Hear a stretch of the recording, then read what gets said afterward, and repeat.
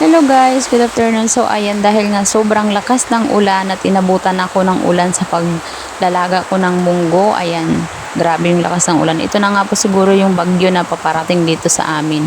So, yan. Dahil naubusan din kami ng gatong. So ayan, ako yung sisibak ng gatong. Dahil kayang-kaya naman po nating gawin yan, wag na nating ihintay kay Habi.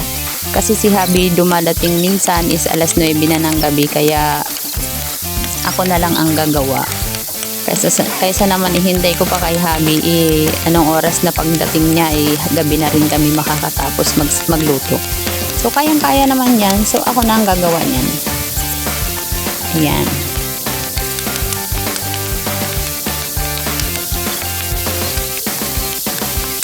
At yan nga guys, malapit na akong matapos magtibak ng gatong.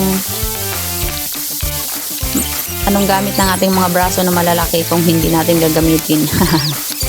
Magsibak tayo ng gatong. So ayan, natapos na nga akong magsibak ng gatong. So dyan naman po ay kikita mo dyan is tumutulog po talaga yung aming may bandang lamesa.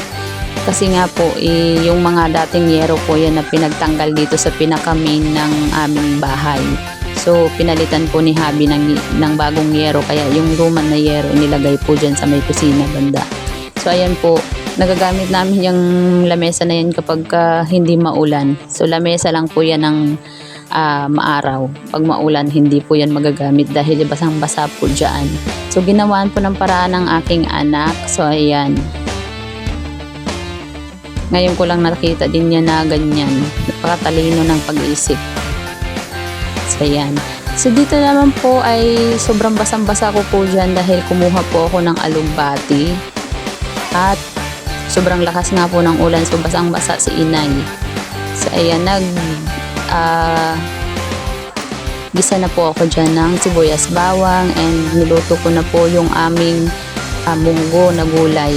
And nagprito po ako dyan ng tuyo. So dumaan po yung aking biyanan. Naghahanap po ng kanyang mga sisiw dahil ilalagay niya doon sa kulungan yung mga sisiw niya. Kaya nagpabasa na rin. Kahit may payong ka kasi dahil sobrang lakas ng ulan talagang mababasa ka. So ayun lang guys. Thank you so much.